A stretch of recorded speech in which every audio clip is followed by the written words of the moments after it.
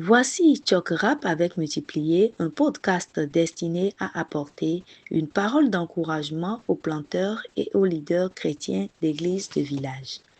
Notre thème pour 2026 est le développement du leadership. Lors de mes 3 derniers épisodes, j'ai partagé certaines caractéristiques que je recherche chez des leaders potentiels émergents. Les deux qui sont les plus importantes pour moi sont une identité solidement enracinée en Jésus-Christ et l'humilité.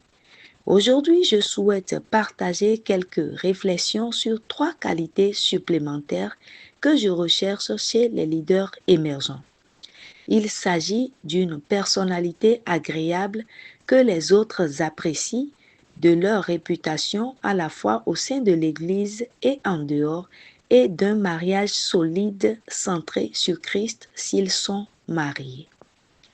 Cela nous amène à un total de 10 caractéristiques que je recherche chez de nouveaux leaders ou leaders émergents.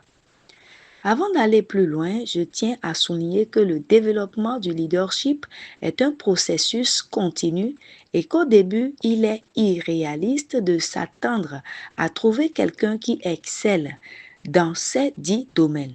Je reviendrai sur cette réalité dans mon prochain podcast.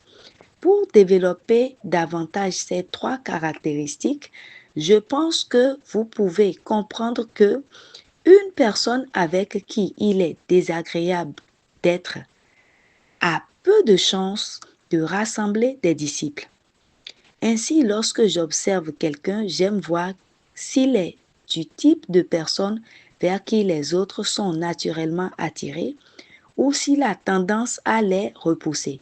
Si c'est le cas, il est peu probable qu'il soit un bon candidat pour le leadership.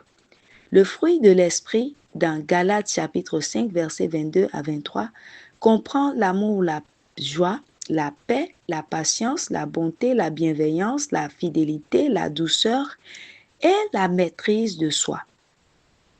Chacune de ces qualités concerne la manière dont une personne interagit avec les autres. En lien avec cela, j'aime m'informer sur leur réputation. Sont-ils bien considérés par leurs responsables spirituels et les membres de l'Église? Ont-ils une bonne réputation auprès de leurs employeurs, de leurs supérieurs ou des leaders communautaires? Dans 1 Timothée, l'apôtre Paul donne ses qualifications pour les responsables d'Église. Il faut aussi qu'ils reçoivent un bon témoignage de ceux du dehors, afin de ne pas tomber dans l'opprobre et dans les pièges du diable. Ceux qui ont une bonne réputation ou un bon parcours, comme je l'ai mentionné dans un précédent podcast, sont moins susceptibles de tomber dans le discrédit et d'avoir un impact négatif sur leur Église ou leur organisation. Enfin, ont-ils un mariage solide centré sur Christ? Plutôt, dans 1 Timothée chapitre 3, Paul dit: il faut donc que le responsable soit irréprochable, mari d'une seule femme. Chaque fois que cela est possible, j'aime visiter la maison d'un leader potentiel ou au moins passer du temps avec lui ou elle et sa famille, car on peut apprendre beaucoup à travers ses observations. Ce fut une parole d'encouragement pour les planteurs d'église et les leaders chrétiens de village. Ce message a été relayé en français par votre sœur Mauricia Adeoumi. Que le Seigneur bénisse votre entendement.